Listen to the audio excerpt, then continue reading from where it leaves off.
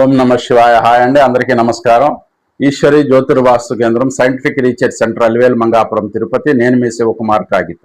July నెల వృషభ రాశి ఫలితాలు. ఈ వృషభ రాశి వారికి ఈ నెల మధ్యమ నుండి అనుకూలమైన ఫలితాలు కలగబోతున్నాయి. చేస్తున్న పనులు కలిసి వస్తాయి. ఆదాయపరంగా కొత్త మార్పులు కనిపిస్తున్నాయి. ఇంతకు ముందు ఉన్న చిక్కులు చికాకుల నుంచి బయటపడతారు.